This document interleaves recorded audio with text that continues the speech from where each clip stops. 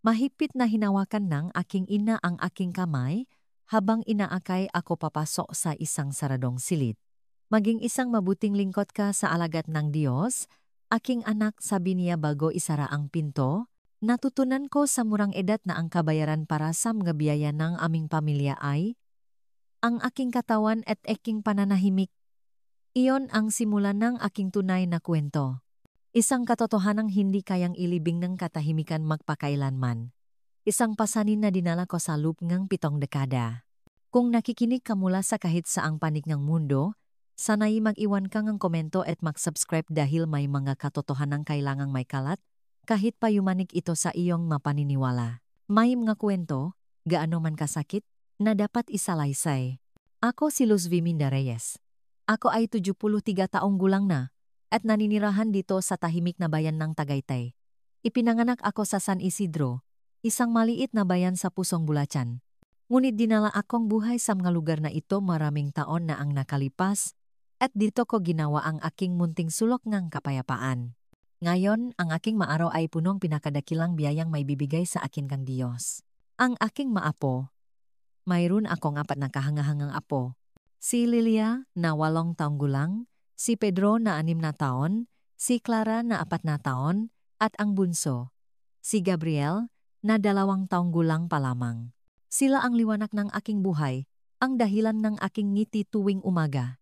Ang aking anak na si Maria ay nakatira sa malapit, 2 kanto lamang ang layo. At araw-araw ay iniwan niya sa akin ang nga bata habang siya ay nagtatrabaho sa lokal na health center kung saan siya ay isang nurse. Kinaumagahan, tumutunog ang doorbell at ang mga nakangiting mukha na iyon ay pumapasok, nagdadalangang kagalakan. Inihahanda ko silang ang almusal. Lugaw na may kanela para kay Lilia. Nakaparehong kanyang lola sa kanyang gusto. Pandesal na may mantikilya at mainit na sokolate para kay Pedro, at dinurok na prutas para sa mga mas bata. Pagkatapos, oras na para sa mga kwento, laro, at maraming pagmamahaw. Kasama ang nga bata, muli kong natuklasan ang mundo. Sa pamamagitan ng kanilang maliliit na mata, nakikita ko ang mahika sa pinakasimpleng mabagay.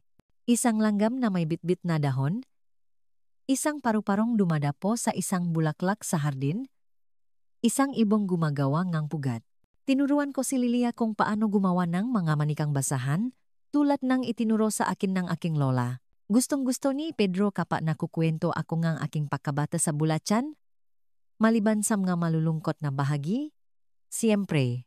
At ang mga mas bata ay gusto lamang nakargahin at kantahan ng nga oyayi na kinakanta ko ng buong pagmamahal. Ang makita silang lumalaki na minamahal, protektado, at iginagalang ang kanilang kawalang malay, nagbibigay ito sa akin ng kapayapaan na hindi ko may paliwanag sa salita. Para bang sa pamamagitan nila, muli kong nararanasan ang sarili kong pagkabata? Ngunit sa pagkakataong ito, sa tamang paraan, sa paraang nararapat sana. Alam ninyo, mga mahal ko, ngayon ay gusto kong ibahagi sa inyo ang isang kwentong matagal kong itinago sa katahimikan. Isang kwento kung paano ang tunay na pananampalataya ay maring malito sa pagkabulag at kung paano ang nga taong dapat na magprotekta sa atin ay minsan ang siyang pinakamatinding nakakasakit. Mahirap pag-usapan ito kahit na matagal ng panahon ang lumipas. Ngunit nararamdaman kong kailangan kong sabihin ito upang maprotektahan ang ibang magabata at upang ang ibang magababayhan ay makahanap ng lakas ng loop na basagin ang katahimikan.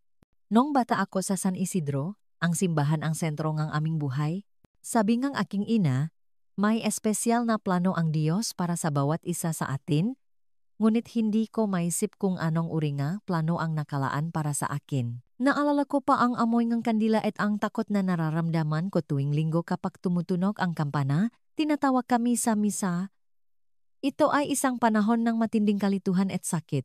Ngunit doon ko rin natutunan na ang tunay na liwanag kung minsan ay namumula sa mga hindi inaasahang lugar.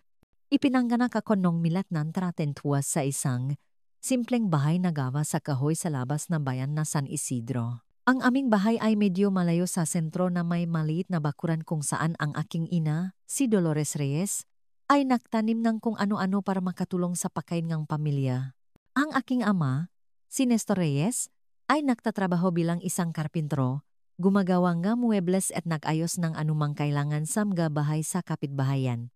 Siya ay isang tahimik na tao na kakaunti ang salita, na umaalis ng napakaaga at bumabalik kapag lumubog na ang araw.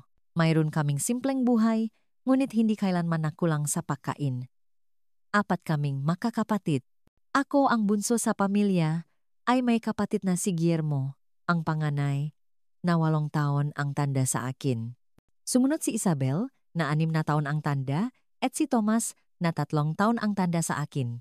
Bilang bunso, palagi akong alaga ng aking mga kapatid, na tinatawag akong Luz, at isinasama ako sa kanilang mga laro. Ang aming bahay ay simple, ngunit maayos. Mayroon itong 2 silid tulugan.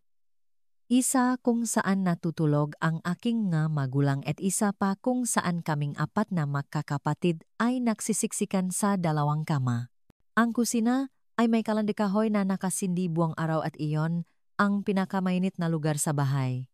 Ang sala ay maliit na may silyang yantok na gawa mismo ng aking ama at isang maliit na mesa kung saan mayroong larawan ng pamilya at isang malaking Biblia na may itim na pabalat na binabasa ng aking ina araw-araw. Ang pinaka-naaalala ko mula sa panahong iyon ay ang amoy ng basang lupa pagkatapos ng ulan kapag kami ay lalabas para maglaro ng nakayapak sa putik. Naglalaro kami ng tagu-taguan, piko, at bahay-bahayan sa ilalim ng punong mangga sa bakuran. Ang aking matalik na kaibigan ay si Clara, ang anak ni Aling Santos, ang aming kapitbahay. Makasama kaming gumugugol ng maraming oras sa paggawa ng mamanikang basahan at pag-imbento ng makwento para sa kanila. Sa loob ng bahay, siya ay mahigpit at mapilit, lalo na sa mga usaping pananampalataya. Siya ang unang dumarating sa simbahan at ang huling umalis. Alam niya ang Biblia sa puso at naniniwala na bawat salita dito ay dapat sundin ng literal. Muli sa murang edad, itinuro sa akin na ang simbahan ang aming pangalawang tahanan at ang pagalang sa mga lingkod ng Diyos ay kasunod lamang ng pagalang sa aming nga magulang. Ang aming kongregasyon ay ang Simbahan ng Banal na Pangako, isang maliit na puting simbahan na may krus na kahoy sa itaas na nagsasama-sama ng mga 30 pamilya mula sa rehiyon. Ang mamisa ay ginaganap 3 beses sa isang linggo, ngunit ang linggo ang pinakamahalagang araw kung kailan lahat ay nagsusuot ng kanilang pinakamagandang damit at ginugugol ang buong araw dun, sa San Isidro. Nung panahong iyon, relihiyon ang humuhubog sa lahat. Ang nga pagdiriwang ng taon ay umiikot sa kalendaryong panrelihiyon. Mayroon kaming pista ng bayan tuwing Mayo kung kailan ang bayan ay napapalamutian ng mga makukulay na banderitas at may prosesyon sa mga kalye. Tuwing pista, kumakain kami nga inihaw na mais, bibingka, kamote Q, at buko pie, at umiinom ngang sa malamig na inihahanda ng nga matatanda linggo bago pa man. Sa paaralan, ako ay isang tahimik na batang babay na hindi nagdudulot ng gulo, mahilig mag-aral, at may kahusayan sa maletra. Ang guro, si Ginang Eleanor, ay laging nagsasabi na may kinabukasan ako na maari pa akong maging isang guro balang araw. Pangarap ko iyon. Ini-imagine ko ang sarili kong nagtuturo sa ibang mga bata malayo doon, marahil sa Maynila, na para sa akin ay tila isang mahiwaga at malayong lugar. Nang ako ay mga 7 taong gulang, nagsimulang maging iba ang pakikitungo sa akin nga aking ina. Sinimulan niya akong ihiwalay sa aking kapatid sa ilang nga okasyon, habang sila ay maaring maglaro pagkatapos ngang misa tuwing linggo. Pinipilit niya akong manatili para sa tinatawag niyang nga espesyal na klase ngang doktrina. Maingat niyang sinusuklay ang aking buhok, isinusuot sa akin ang isang puting damit na nakatabi lamang para sa mga okasyong ito at sinasabi sa akin, espesyal ka, Luz. Pinili kang Diyos para sa isang misyon, para sa isang bata. Ang paghihiwalay na ito ay makabuluhan. Isang senyales na ang aking landas ay lumilihis sa kanila sa paraang hindi ko palubos na naunawaan. Naalala ko isang beses, marahil ay 8 taong gulang ako, nang tanungin ko ang aking ina kung bakit ako lang ang kailangang manatili para sa mga klase na ito. Mahigpit niyang hinawakan ang aking braso, ang kanyang gamata ay nag-apoy sa paraang nakakatakot sa akin at sinabi, huwag mong kailanman kwestiyunin ang disenyo ng Panginoon. Isang karangalan ang mapili, dapat kang magpasalamat ng nakaluhot para sa biyayang iyong natanggap. At kaya lumaki ako sa pagitan ng paglalaro sa bakuran kasama ang aking nga kapatid at si Clara, mga klase sa lokal na paralan, at ang mahahabang linggo sa simbahan, na nagsisimula sa kagalakan at nagtatapos sa isang buhol, sa aking sikmura na hindi ko may paliwanag. Ang aking ama ay halos hindi nakikialam sa aking pagpapalaki. Kapag nasa bahay siya, mananatili siya sa beranda na gumagawa ng maliliit na ukit sa kahoy o nagbabasa ng diaryo na dumarating minsan sa isang linggo mula sa Kapitolyo. Ang mausapin sa edukasyon at relihiyon ay teritoryo ng aking ina at kahit siya ay hindi nangahas na magtanong.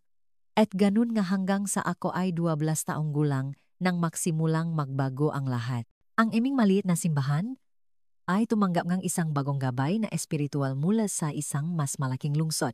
Ang luma, si matandang Padre Mateo, ay matanda na at hindi na kayang pamunuan ang maserbisyo ng may sigla na inaasahan ng kongregasyon. Ang bagong pinuno, si Padre Ezekiel, ay dumating isang linggo ngang umaga, nakasuot ng puti, na may ngiting nagpapakita ng lahat ng kanyang ngipin at isang boses na parang kulok.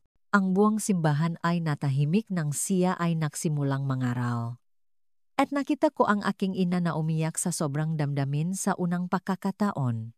Siya ay isang sugo ang Diyos. Bulong niya, habang hinihigpitan ang hawak sa aking kamay. Isang tunay na propeta sa ating piling. Sa aking 13 kaarawan noong Mayo ng 1965, nagsimulang magbago ang lahat sa paraang magmamarka sa aking buhay magpakailanman. Naalala ko ito na parang kahapon lang.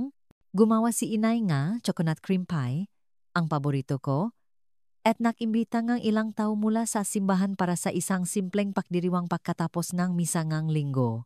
Nakasuot ako ngang bagong mapusyaw na asul na damit na tinahi mismo ngang aking kapatid na si Isabel para sa okasyong iyon. Pagkatapos ang kantahan ang happy birthday at ang maliit na salusalo habang naghahanda kaming umuwi. Nilapitan ako nga aking ina na may kakaibang ngiti sa kanyang muha.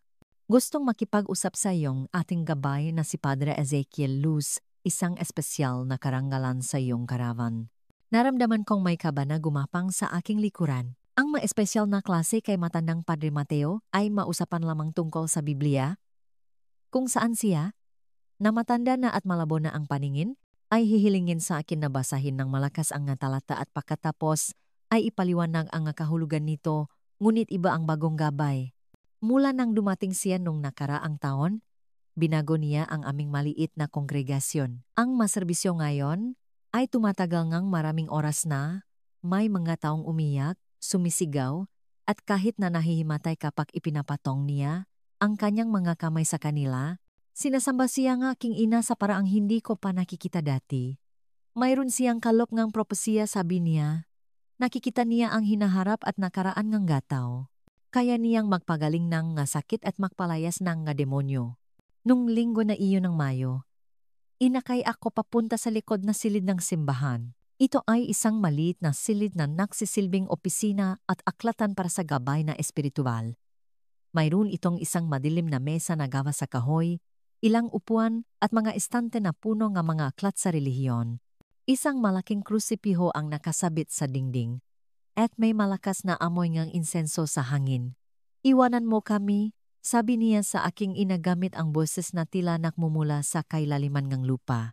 Tumango ang aking ina na nakayuko ang mga matabilang tanda ngang pagalang. At bago umalis, lumingon siya sa akin at sinabi, "Maging isang mabuting lingkod ka sa alagad ng Diyos, aking anak, tandaan mong ikaw ay pinili." Nang magsara ang pinto, nanatili akong nakatayo doon. Hindi alam kung ano ang gagawin o sasabihin. Umupo siya sa upuan sa likod ng mesa at tinitigan ako sa loob ng isang panahong tila walang katapusan. "Alam mo ba kung bakit ka narito, Luz?" Tanong niya sa wakas.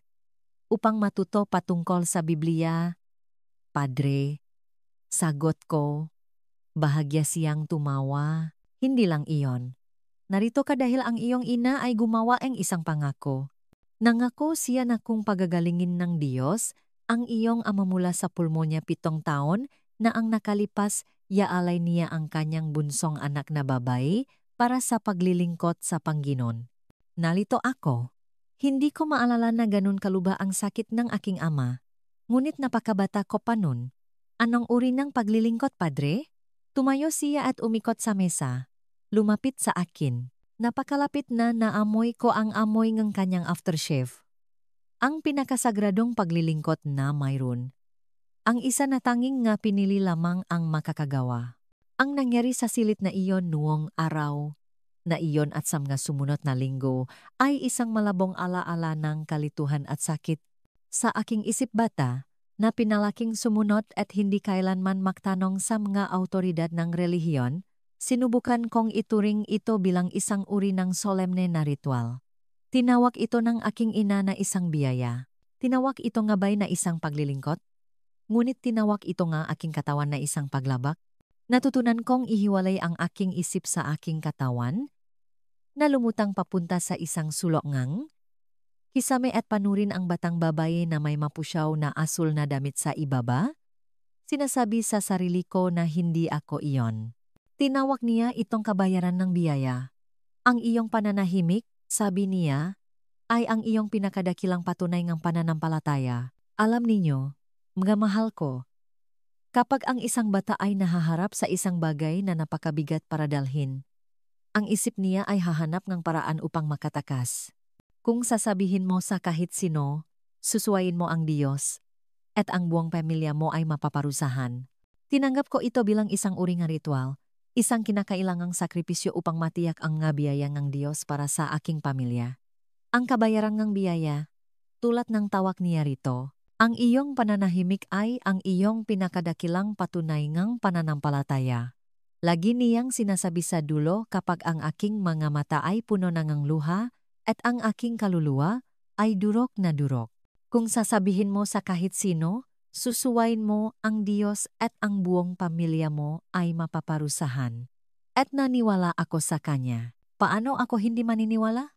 Mula nang ako isilang, natutunan kong ang kanyang boses una kay matandang Padre Mateo pagkatapos ay sa lalaking ito, ay ang boses mismong Diyos sa lupa.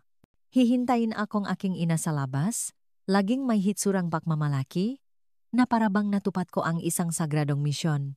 Yayakapin niya ako, hahaplusin ang aking buhok, at sasabihin, tama iyan, anak.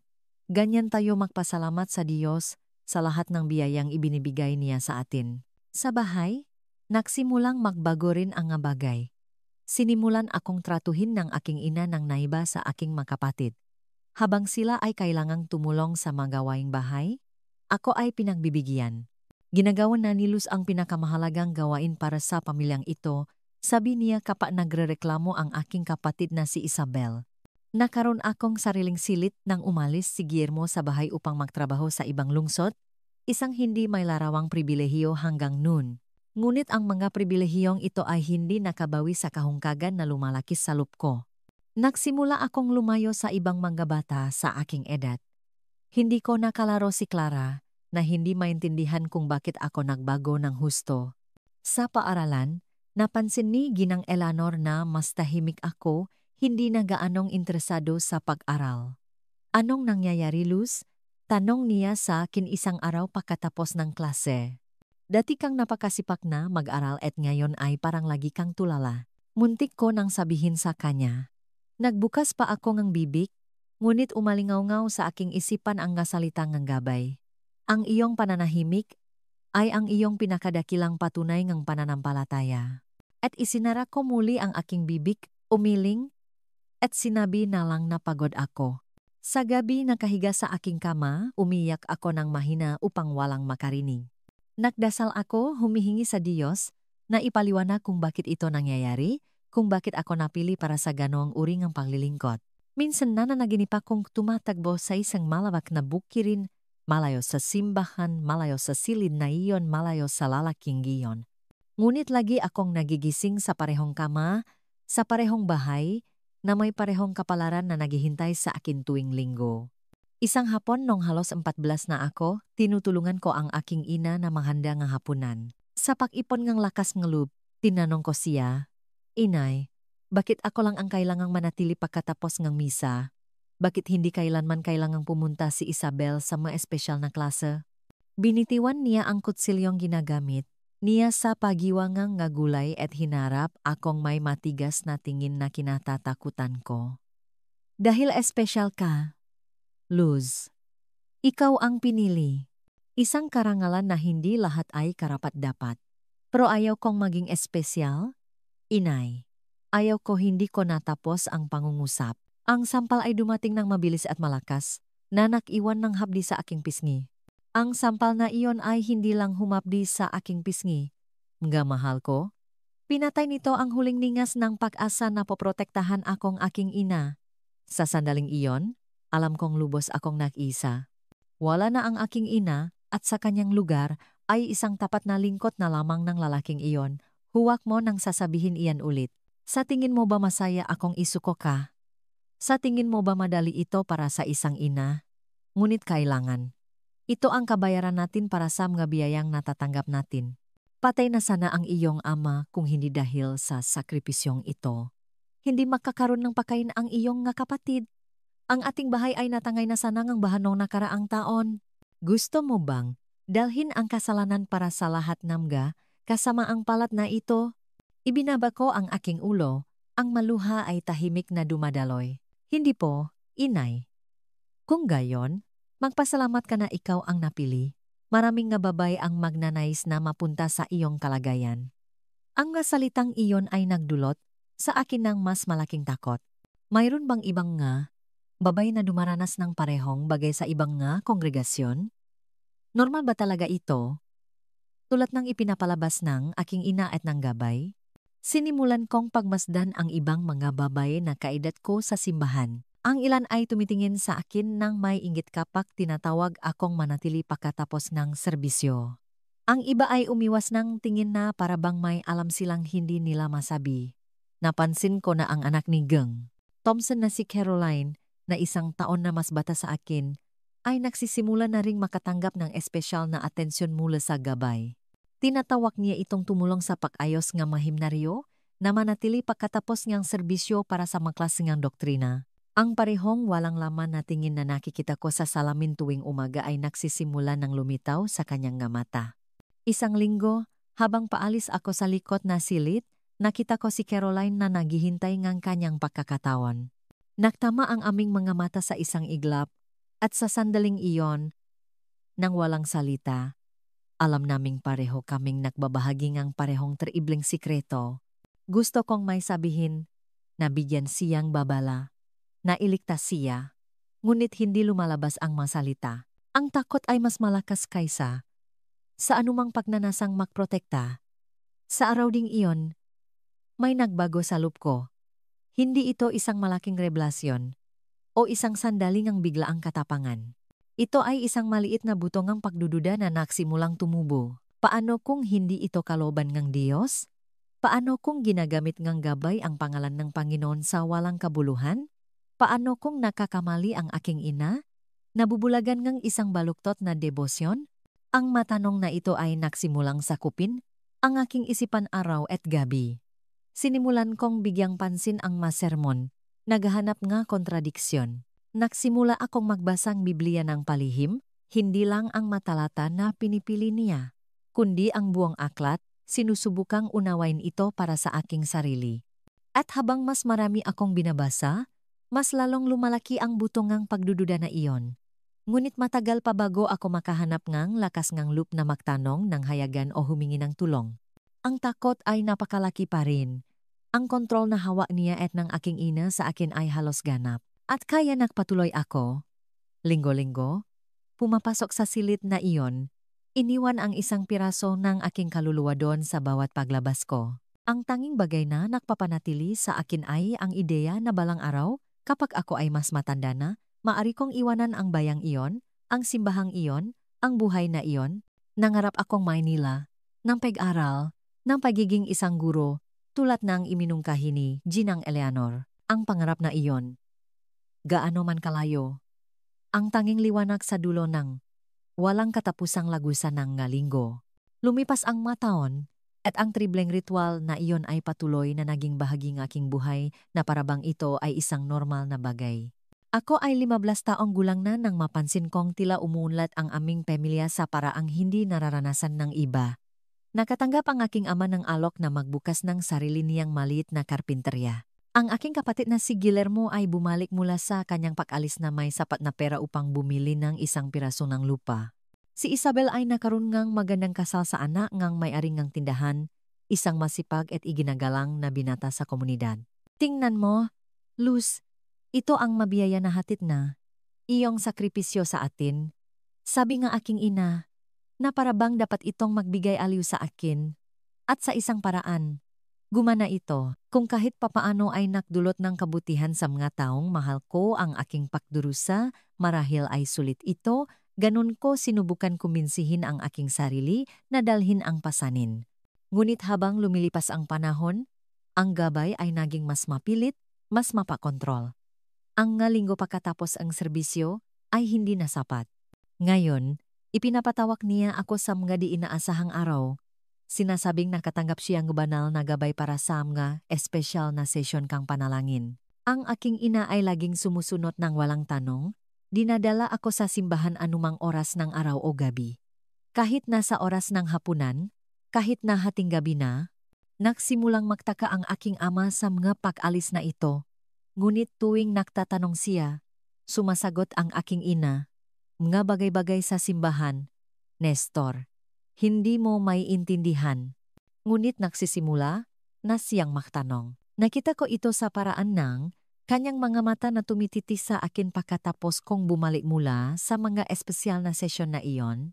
Minsan, natakpuan niya akong tahimik na umiyak sa beranda at umupo lang siya sa tabi ko, inilagay ang kanyang malaki at makalyong kamay sa aking balikat. Hindi siya nagsalita, ngunit ang kanyang presensya ay isang tanong sa sarili nito. Natakpuan kami nga aking ina at ang kanyang matalas na boses ay pumutol sa tahimik na hangin. Sinusubok ng Panginoon ang kanyang espiritu. Nestor, hayaan mo siya. Umurong siya. Ngunit hindi bago ko nakita ang tunggalian sa kanyang mata.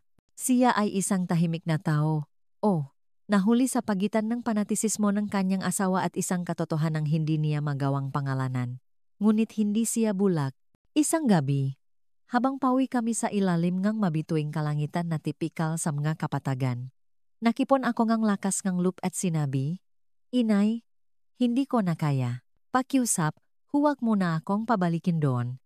Tumigil siya sa paglalakad at hinarap ako na may ekspresyong hindi ko pa nakikita dati. Hindi ito galit o pakabigo, ito ay takot. Hindi mo naiintindihan, anak. Hindi tayo maaring tumigil ngayon. Sinabi niya na kung ang sakripisyo ay mapuputol, lahat ng biyaya ay magiging sumpa, mawawala sa iyong ama ang karpinterya. Mawawala kay Guillermo ang kanyang lupa. Mawawala kay Isabel ang kanyang asawa. At may masamang mangyayari kay Tomas. Anong uringang Diyos ang gagawa niyan? Inay, anong uringang Diyos ang magpaparusa sa mga inosenteng tao? Huwag kang mamusong, bulong niya. Tumitingin sa paligid na parabang may makakarinig sa amin sa desertong daan na iyon.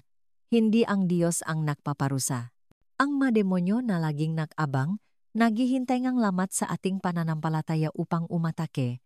Ang gabay ang ating proteksyon laban sa kanila. Napagtanto ko sa sandaling iyon na ang aking ina ay nakakulong din tulad ko, sa ibang uri lamang ng bilangguan. Ang bilangguan ang takot, neng pamahiin, neng isang pananampalatayang binaluktot, neng maraming taon neng manipulasyon. Sa paaralan, nagsimulang bumagsak ng husto ang aking mga marka. Si Ginang Eleanor, na nag-alala, ay tumawag sa aking ina para sa isang pag-usap. Si Luz ay isa sa mga pinakamahusay na mag-aral ngunit ngayon ay halos hindi na siya makapagkonsentrate. May nangyari ba sa bahay? Dumadaan siya sa isang panahon ng pagsubok sa espiritual. Sagot ng aking ina gamit ang parehong nga salita na ginagamit ng gabay. Ito ay isang bagay na kinakailangan para sa pagkahinong ng kaluluwa. Hindi tila kumbinsido ang guro, ngunit sa panahong iyon at sa lugar na iyon, hindi karaniwan ang pakwestiyon sa autoridad ng magulangong simbahan. Gayunpaman, sinubukan niya akong tulungan sa kanyang sariling paraan, nag-alok ng mga karagdagang klase, nagpapahiram ng mga libro, sinusubukang buhayin muli ang aking interes sa pag-aral. Sa pamamagitan ng isa sa mga aklat na ito, nakahanap akong kaunting pagtakas. Ito ay isang nobela tungkol sa isang babae mula sa probinsya na nag-aral sa Maynila at naging isang iginagalang na propesyonal. Kumapit ako sa kwentong iyon na parang isang taong nalulunod na kumakapit sa isang piraso ng kahoy. Binasa ko ito ng paulit-ulit ng palihim, nangangarap na balang araw ay maaring maging kwento ko rin iyon. Samantala, sa simbahan, ang mga bagay ay lalong nagiging matindi. Ang gabay ay nakapagtayo ng isang tunay na imperyo ng debosyon.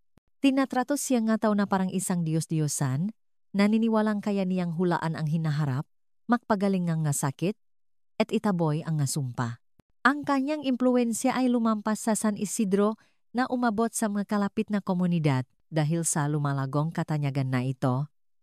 Lalo siyang naging matapang, lalong tiyak sa kanyang impunity.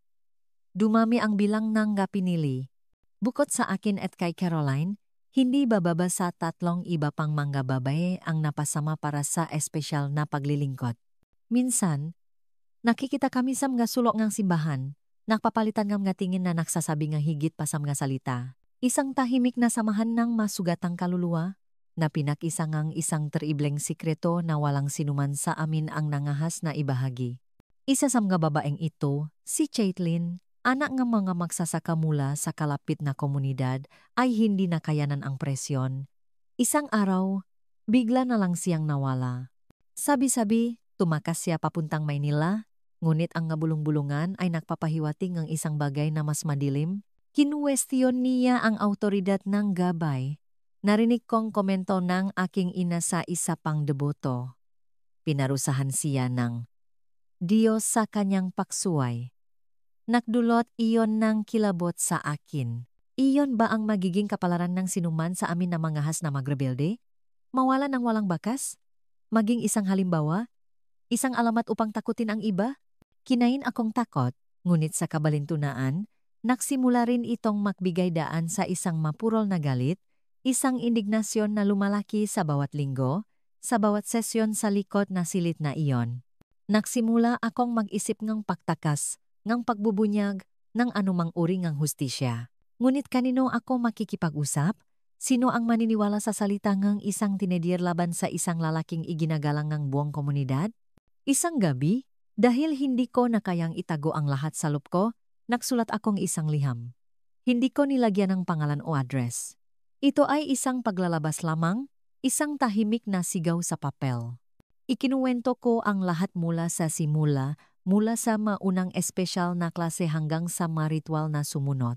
Sinulat ko ang tungkol sa ibang mga babae, tungkol kay Chaitlin na nawala, tungkol sa kung paano ipinamimigay ngang sarili kong ina ang kanyang anak, sa pag-aakalang naglilingkod siya sa Diyos. Pagkatapos kong magsulat, hindi ko alam kung ano ang gagawin sa liham. Naisip kong ipadala ito sa isang autoridad sa Malolos, ngunit wala akong kilala doon. Naisip kong ibigay ito kay Ginang Eleanor, ngunit natakot ako sa mga kahinatnan para sa kanya at para sa akin. Sa huli, sa isang kilos ng desperasyon at katapangan, isinilit ko ang liham sa ilalim ng pinto, ng istasyon ng pulisya ng San Isidro sa hating gabi kung kailan walang makakita sa akin. Sa loob ng maraming araw, nabuhay ako sa matinding pagkabalisa, naghihintay na may mangyari, na may dumating upang mag-imbestiga, na may magligtas sa amin, ngunit walang nagbago. Nagpatuloy ang nga araw tulad dati. Ang nga linggo ay patuloy ng nga arawng takot. Ang ma-espesyal na sesyon ay patuloy na nangyayari sa likod na silit na iyon. Kalaunan, nalaman ko ngang hepengang pulisya ay pinsan ng gabay at isang regular na nagsisimba. Ang liham ay malamang na napunta mismo sa kanyang nga kamay. At mula doon, sino ang nakakaalam? Sam nga apoy ngang isang siga. Ang kabiguang ito ay halos tuluyang sumira sa akin. Naramdaman kong wala ng labasan na ako ay hinatulan na mamuhay sa bangungot na ito habang buhay. Ang lumalagong apoy sa loob ko ang nagbigay sa akin ng lakas ngang loob na tumingin sa itaas na makita ang mundo sa labas ngang nga pader ng simbahan. At sa sandaling iyon ng marupo na paksuwe, una kong nakilala si Ryan, isang binata na bagong lipat sa San Isidro. Galing siya sa Maynila at may iba't ibang, mas bukas na mga ideya. Hindi siya dumadalo sa aming simbahan, na naglagay na sa kanya sa ilalim na hinala sa matang komunidad. Nakilala ko siya sa unang pagkakataon sa palengke kung saan tinutulungan niya ang kanyang tiyuhin na magbenta nga gawang kamay. Lagi kang mukhang malungkot. Sabi niya sa akin isang araw nang huminto ako upang tingnan ang nga inukit na kahoy na nagpapaalala sa akin ngang trabaho ng aking ama. Hindi tukma ang iyong nga mata sa iyong edad. Ang simpleng direktang obserbasyon na iyon ay ikinagulat ko. Walang sinuman ang nakapansin sa aking kalungkutan o kahit papaano ay walang nakaroon ngang lakas ng loop na banggitin ito. Sa isang sandali, naramdaman ko ang pagnanasang sabihin sa kanya ang lahat na maglabas ngang samang loop na humingi ngang tulong. Ngunit ang takot ay mas malaki pa rin. Imahinasyon mo lang iyan. Sagot ko, umiwas ng tingin. Nagpatuloy kami sa pakikita sa ibang mga pagkakataon. Laging nakakataon, laging may maikli at tila hindi mahalagang pag-usap. Ngunit ang bawat isa sa mga pakikitang ito ay parang isang maliit na bintanang nagbubukas sa isang ibang mundo. Isang mundo kung saan maari, akong maging isang normal na dalaga lamang ng walang bigat ng teribleng sikreto na iyon. Napansin ngang aking ina ang mabanayat na pagbabagong ito sa aking pag-ugali. Naging iba ka, Luz, mas rebelde. Hindi ko alam ang sinasabi mo, inay. Napansin din ngang gabay. Sabi niya, hindi mo na tinatanggap ang mabiyaya ng may parehong diwangang kababaang loop? Mapanganib iyan. Anak, napakadelikado. Ang pagbanggit na napansin ngang gabay ang isang pagbabago sa akin ay nagdulot sa akin ngang matinding takot. Ibig sabihin nagmamasit siya, sinusuri, marahil ay naghahanda para sa isang uri ngang parusa. Naalala ko si Chaitlin. At ang takot ay bumalik ng buong lakas. Nung sumunod na linggo, lalo siyang nahing malupit sa espesyal na sesyon. Sa tingin mo ba makatakas ka? Bulong niya sa aking tainga habang nanginginig ako ng hindi mapigilan. Pag-ari kita, ang iyong kaluluwa ay pag-ari ko. Walang maniniwala sa iyo. Walang tutulong sa iyo. Umalis ako sa silid na iyon na mas duro kaysa dati. Naghihintay ang aking ina sa labas tulad ng dati. Ngunit sa pagkakataong ito, walang pagmamalaki sa kanyang nga mata, isang hindi may tagong pagkabalisa lamang. Anong nangyari doon? Wala namang kakaiba? Inay? Sagot ko, hindi kayang tumingin sa kanya. Sabi niya, tinutukso ka raw ng demonyo na kailangan mong dalisayin. Ang masalitang iyon ay nagpadalangang kilabot sa aking likuran. Ang dalisayin ay isang terminong ginagamit niya para sa kanyang pinakamatitinding ritual, yaong nga kinasasangkutan ng matagal na pag-ayuno, magafigil sa gabi, at kung minsan ay kahit pisikal na parusa sa ilalim nga, pagkukunwaring pagpapalayas ng masasamang espiritu. Hindi, inay, pakiusap, ayos lang ako. Hindi ako tinutukso ngang sinuman. Ngunit tila hindi siya nakikinig. Ang kanyang mamata ay may panatiko na kinang nakilala ko ng husto. Alam niya kung ano ang pinakamabuti. Anak, mayroon siyang kalop ngang pangitain. Kung sinabi niyang kailangan mong dalisayin, ito ay dahil ang iyong kaluluwa ay nasa panganib. Nung gabing iyon, hindi ako makatulog. Alam kong may masamang inihahanda para sa akin. Isang bagay na maaring maging katapusan ng anumang pag-asa ng pagtakas na maaring mayroon pa ako. Nung sumunod na araw, pag-uwi ko galing sa paaralan, naghihintay ang aking ina na may solemne na ekspresyon. Nakatanggap ng revelasyon ang gabay. Sasali ka sa isang espesyal na ritual ng pagdadalisay sa susunod na linggo. Mananatili ka sa simbahan sa loob ng 3 araw ng pag-ayuno at panalangin. 3 araw na mag-isa kasama siya. Walang mga saksi, walang proteksyon, walang pagkain upang mapanatili akong malakas. Ito ay isang hatong kamatayan para sa aking kaluluwa, marahil kahit para sa aking katawan. Hindi ko kaya, inay. May mga pagsusulit ako sa paralan sa Luns. Nakausap ko na si Ginang Eleanor. Naintindihan niya ang kahalagahan ng iyong espiritual na paglalakbay. Naramdaman ko ang isang kirot ng pagkakanulo. Maging si Ginang Eleanor, ang tanging taong pinakakatiwalaan ko, kahit kaunti, ay napasama sa kabaliwang ito, o marahil ay wala lang siyang pagpipilian. Tulad ng tila walang sinuman sa bayang iyon na pinamumunuan ng takot at pamahiin. Sa sandaling iyon, pakiramdam na lubos na nasukol, gumawa ako ng isang despradong desisyon. Kailangan kong kausapin si Ryan. Tagalabas siya, mayroon siyang ibang maideya. Marahil ay matutulungan niya ako sa anumang paraan. Nung hapong iyon, lumabas akong bahay, sinabing bibili akong sinulit para sa aking ina sa tindahan. Tumakbo ako sa palengke, nagdarasal na mahanap si Ryan sa pwestong kanyang tiyuhin. At naroon nga siya. Kailangan kong tulong mo, sabi ko nang walang pag-aalinlangan. Nanginginig ang boses ko sa takot at pagmamadali. Sinabi ko lang na nasa panganib ako, na kailangan kong umalis sa bayan bago ang linggo, na may masamang naghihintay sa akin kung hindi ako tatakas. Sinabi ni Ryan, may pinsan ako sa Maynila na maring kumupkop sa iyo sandali. Mari kong ayusin ang isang sakay para sa iyo kasama ang isang mangangalakal na papunta doon bukas. Nung tanghali, habang tinutulungan ko ang aking ina na mahanda ng tanghalian, narinig namin ang malalakas na katok sa pinto. Ito ay isa sa madiakonong simbahan, ang kanyang mukha ay punong galit. Nasaan ang iyong lapastangang anak? Sigaw niya sa sandaling buksan ng aking ina ang pinto. Nakita siyang nakikipag-usap sa tagalabas na iyon sa palengke kahapon, iyong nanunuya sa ating pananampalataya. Alam ng gabay ang lahat. Gusto niya siyang makita kaagad. Nalamig ang aking dugo. Naglakad kami ng tahimik papunta sa simbahan, ang diakono sa unahan na parang isang bantay na nangunguna sa isang bilanggo. Ang aking ina ay malapit sa likuran, bumubulongam nga panalangin, at ako sa gitna, pakiramdam na para akong naglalakad papunta sa bitayan. Ang simbahan ay walang tao sa oras na iyon ng araw, maliban sa presensya ng gabay na naghihintay sa amin sa likod na silid. Iwan ninyo kami, sabi niya sa diakono at sa aking ina. Nag-atubili ang aking ina sa unang pagkakataon. Marahil ay dapat akong manatili upang tumulong sa gabay na espiritual. Hindi na kailangan iyon, Sister Dolores. Ito ay sa pagitan ko, ng bata, at ng Diyos. Nag-atubili, umalis siya, isinara ang pinto sa likuran niya. At muli natakpuan ko ang aking sarili na mag-isa kasama niya sa sumpang silid na iyon. Ang komprontasyon sa likod na silid ay ang pinakamasama sa lahat. Hindi limitado ang gabay sa matitigas na salita o mapahiwatig na banta. Ang kanyang galit ay nakpakita ng pisikal. Nakiwan ng mga marka na hindi ko may tatago sa masumunod na araw. Ito ay simula pa lamang ng pagdadalisay, sabi niya sa dulo. Sa linggo, maunawaan mo ang tunay na kahulugan ng paglilingkod sa Diyos.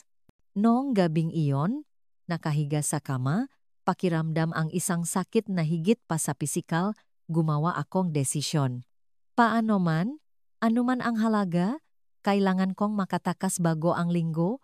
Sinubukan kong kausapin muli si Ryan, ngunit nalaman kong sila at ang kanyang tiyuhin ay nakmamadaling umalis sa bayan. Ang bulong-bulungan ay idineklara, silang gabay namgalingkot ngang demonyo at inujukan ang kongregasyon laban sa kanila. Ang aking huling pag-asangang pagtakas ay naglaho. Dumating ang linggo. Walang awatulat ng dati. Linggo ngang pagkabuhay. Isang espesyal na petsa sa kalendaryong panrelihiyon na nangahulugang puno ang simbahan, kabilang ang nga bisita mula sa mga kalapit na kongregasyon. Binihisan akong aking inang puting damit, isang simbolong kadalisayan, isang malupit na kabalintunaan kung iisipin ang nahihintay sa akin. Ngayon ay isang espesyal na araw, sabi niya habang inaayos ang aking buhok. Ipahahayag ng gabay sa publiko na ikaw ay napili para sa isang 3 araw na espiritual na retreat. Isang karangalan iyan. Luz, maraming mga babae ang magnanais na mapunta sa iyong kalagayan. Umupo kami sa unang hanay tulad ng dati, ang aking ina sa aking kanan, mayabang at mapagmataas. Ang aking ama sa aking kaliwa, walang kamalay-malay tulad ng dati sa kung ano talaga ang nangyayari. At ang aking kapatid na si Tomas sa tabi niya, ang tanging isa sa pamilya na minsan ay tumitingin sa akin na may ekspresyong nagpapahiwatig na maring may hinala siya. Nagsimula ang serbisyo. Ang gabay ay partikular na inspirado sa araw na iyon, ang kanyang boses ay dumadagundong, ang kanyang gakamay ay dramatikong kumikilos habang nagsasalita siya tungkol sa sakripisyo, pagtubos, at pagsunod, at pagkatapos ay nangyari ito. Sa kasugdulan kanyang sermon, na parabang sinapyan ngang lagnat na sigasih, itinuro niya ng direkta sa akin at sa aking ina na nakaupo sa unang hanay. Tingnan ninyo ang babaeng ito, sigaw niya, ang kanyang boses ay dumadagundong, Itinuturo ang aking ina, isang tunay na lingkod ng Diyos na hindi nag-atubiling iyalay ang sarili niyang anak na babay bilang isang handog sa aking dambana upang matanggap ang biyaya ng Panginoon. Isang salita lamang, aking dambana. Ang salita ay nanatili sa hangin, makapal at may lason. Hindi dambana ng Diyos. Isang biglaang, matalim na katahimikan ang bumalot sa simbahan.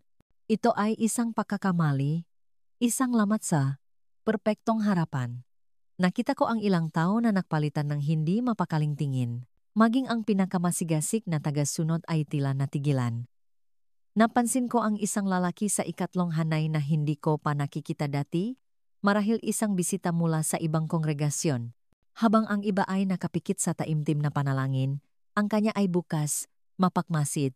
Hindi niya tinitingnan ang gabay ng may pagsamba, kundi may isang uringang mapanuring pag-aral na nakparamdam sa akin sa isang lumilipas na sandali na hindi ako lubos na nagisa sa aking kawalan na paniniwala. Sa pagtatapos ang serbisyo, habang nagbabatian at nag-usap ang mga tao, lumapit sa akin ang lalaking iyon nang sandaling lumayo ang aking ina upang makipag-usap sa ibang mga babae. "Kumusta?" sabi niya sa mahinang boses. "Ang pangalan ko ay Arturo. Mula ako sa kongregasyon sa Malolos. Iyong sinabingang pastor tungkol sa iyong ina na inialay kabilang handog sa kanyang dambana. Ano ba talaga ang ibig niyang sabihin doon?" Naramdaman kong bumilis ang tibok ng puso ko. Ito ang unang pagkakataon na may hayagang nagtanong sa sitwasyon. Ang unang pagkakataon na may tila nakapansin na may mali. Sa sandaling iyon, nakita ko ang aking ina na bumabalik sa aming direksyon. Ang kanyang mukha ay tensyonado nang mapansin niyang nakikipag-usap ako sa isang estranghero. Nakita ko ang gabay na nanunot mula sa malayo. Ang kanyang mata ay nanliit, at bigla, tulad ng isang dam na bumibigay pagkatapos ng maraming taon na pagpigil sa presyon ng tubig, ang mga salita ay nagsimulang bumuhos. "Hindi ako ayos," bulong ko nang nagmamadali. May ginagawa siya sa likod na silid pagkatapos ng mga serbisyo.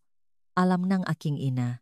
Dinadala niya ako doon, sinasabing ito ay isang kinakailangang sakripisyo, tinatawag niya itong kabayaran ng biyaya. Ngayon, kukunin nila ako para sa isang 3 araw na ritual ng pagdadalisay. Natatakot ako sa kung anong mangyayari. Nanlaki ang mamata ni Arturo. Mabilis siyang sumulyap sa gabay, pagkatapos ay sa papalapit kong ina, at pagkatapos ay bumalik sa akin. "Huwag kang mag-alala," sabi niya. Matatak ang kanyang boses sa kabilang ng halatang pagkabigla sa kanyang mukha. "Hihingi akong tulong." Bago pa ako makapagsalita, dumating na sa aming tabi ang aking ina. "Luz, gustong makipag-usap sa iyong gabay. Oras na para maghanda para sa retreat." Mabilis na sumingit si Arturo. "Ginang, inanyayahan ko lang po ang inyong anak sa aming pagdiriwang ng Pasko ngang pagkabuhay sa Malolos sa susunod na linggo. Marami kaming mga kabataan na kaedad niya." Tiningnan siya nga aking ina ng may paghihinala. "Salamat sa imbitasyon, ngunit may mga espiritual na pananagutan si Luz dito, marahil sa ibang pagkakataon." Dinala akong aking ina sa sakristiya, kung saan inihahanda ng gabay ang nga elemento para sa ritual. Nang umalis ang aking ina, lumapit siya. Ang kanyang nga mata ay nagniningning sa halong galit at isang bagay na mas nakakabahala pa. Nakita-kitang nakikipag-usap sa lalaking iyon. "Anong sinabi mo sa kanya?" "Wala po, padre." Sagot ko. Inimbitahan niya lang ako sa isang kaganapan sa kanilang kongregasyon. Tinitigan niya ako ng matagal. "Hindi mahalaga. Sa ilang oras, siya at ang lahat ng ibang bisita ay alis na, at ikaw ay maiwan dito na mag-isa kasama ko sa loob ng 3 araw.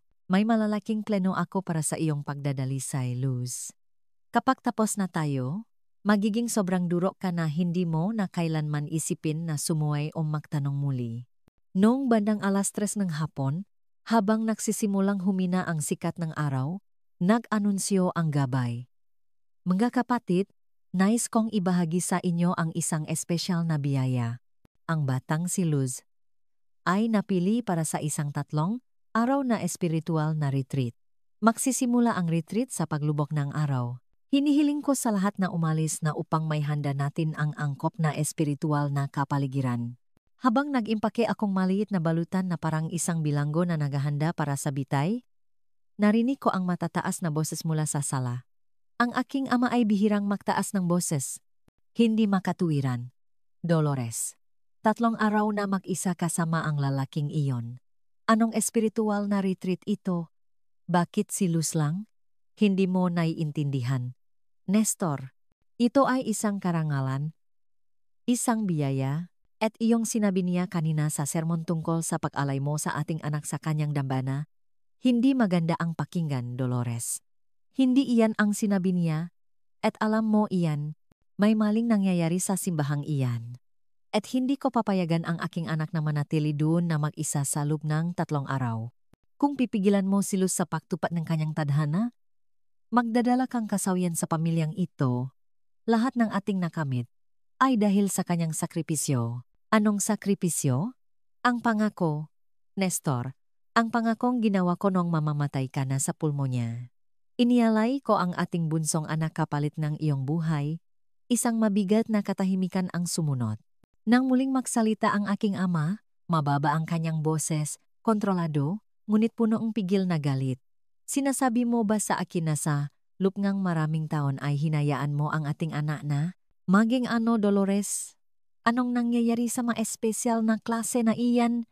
Ang pagtatalo ay naputol ngang malalakas na katok sa pinto. Narinig ko ang boses ngang Diakono Joseph. Ipinadala akong gabay upang kunin ang bata. Malapit nang lumubok ang araw. Hindi siya alis kahit saan. Ang boses ng aking ama ay matatak na ikinagulat ng lahat. Kinukuwestiyon mo ba ang autoridad ng ating gabay na espiritual? Ito ba ay isang pagre-rebelde laban sa Diyos? Hindi ko kinukwestiyon ang Diyos. Kinukwestiyon ko ang isang tao na gumagamit ng pangalan ng Diyos para sa kanyang sariling layunin. Lumitaw ang aking ama sa pinto ngang silid. Ang kanyang mukha ay maputlang ngunit determinado. Luz, kunin mo lang ang mahalaga. Alis na tayo dito ngayon. Saan po? Tanong ko. Malayo. Sa bahay ng papatid ko sa Baguio. Matagal na niyang inaalok sa aking ang trabaho sa kanyang karpinteriya. Dapat ko sanang tinanggap iyon noon pa. Habang nag-ipon ako ng aking magamit, narinig kong nagmamadaling umalis si Diakono Joseph marahil upang balaan ang gabay.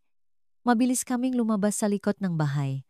Lumulubok na ang araw nang marinig namin ang boses at yabak na papalapit. Hinila akong aking ama sa likod ng isang halamanan at doon kami nanatili, nakayuko, habang isang grupo ng lalaki mula sa simbahan ang dumaan. Kailangan nating harangin sila bago sila makaalis sa bayan. Nang humina ang boses, bumulong ang aking ama, dadaan tayo sa kakahuyan.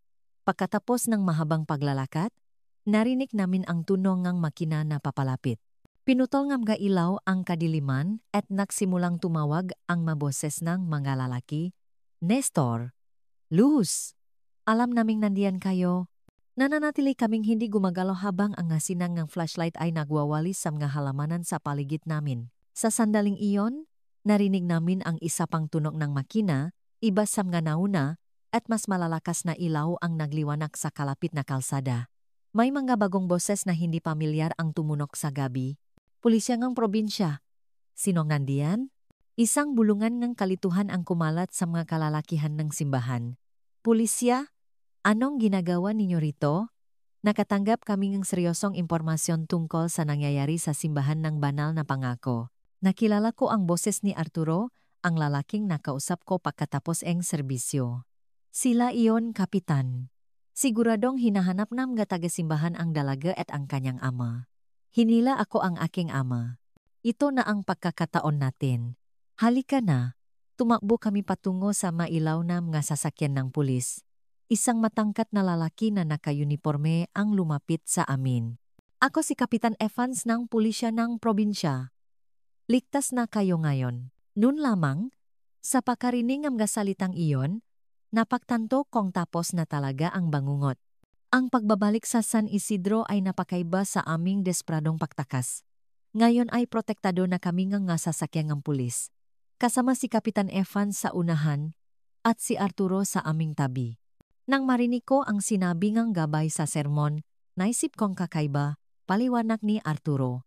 Ngunit ang reaksyon mo, bata, ang nagpaalerto sa akin. Nang mag-usap tayo at sinabi mo sa akin ang tungkol sa mga espesyal na session at ritual, napagtanto kong may napakaseryosong nangyayari.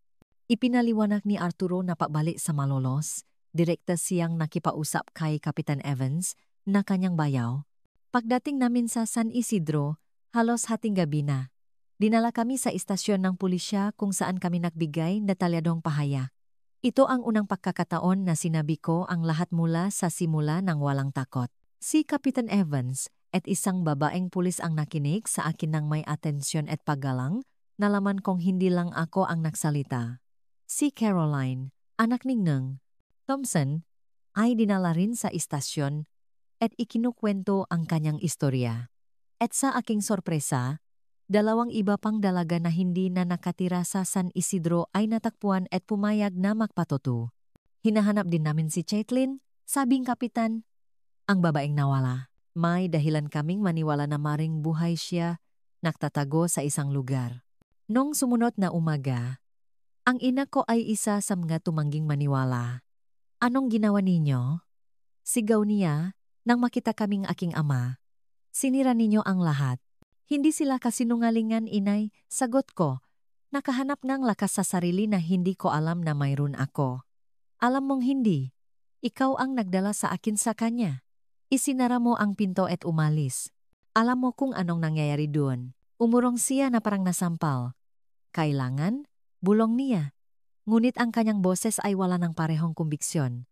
Napag-alaman naming ang tunay, na pangalan ng gabay ay Ezekiel Matos at mayroon siyang kasaysayan ng katulad na akusasyon sa ibang nga lungsod. Makalipas ang isang linggo, dumating ang balitang pinakahihintay ko. Natakbuhan si Caitlin. Buhay siya? Nakatira sa isang tiyahin malapit sa Tarlac. Nagawa niyang makatakas pagkatapos ng isang ritual na katulad ng inihahanda para sa akin. Nagpasya ang aking ama na hindi na kami maaring manatili sa San Isidro. Ibinenta niya ang karpinterya at ang bahay at ginamit ang pera upang maksimulang muli sa Baguio sa bahayng kanyang kapatid.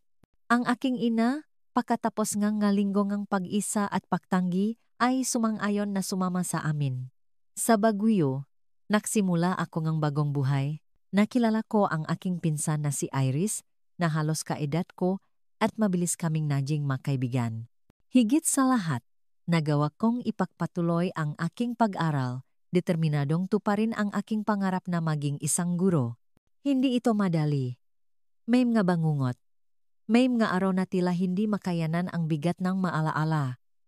Ngunit mayroon ding masandali ng kagalakan, ng pagtuklas, ng pag-asa. Sa tulong isang psychologist, unti-unti kong naunawaan na ang nangyari sa akin ay hindi ko kasalanan.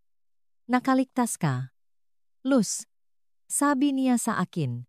At hindi ka lang nakaligtas, nagkaroon kang lakas ang loob na magsalita, na magulat, na putulin ang siklo.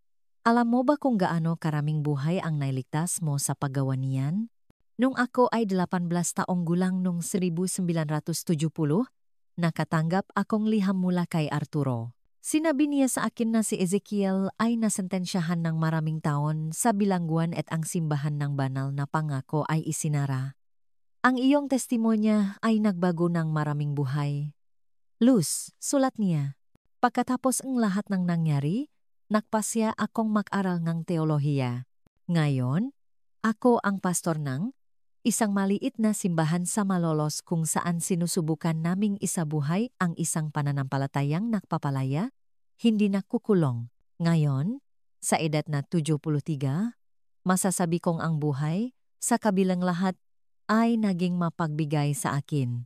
Matapos kong tapusin ang aking pag-aral, natupad ko ang aking pangarap na maging isang guro. Sa paralan ko nakilala si Anthony, isang mabait at magalang na lalaki. Dahan-dahan ang aming ligawan, lalo na sa aking panik. Ngunit si Anthony ay matiyaga. Ikinasal kami noong 1976. Lumipat kami sa Tagaytay noong 1977. Ang aming anak na si Maria ay isinilang noong 1979. Pinalaki namin siya ng may pagmamahal, bukas na dialogo, at paggalang.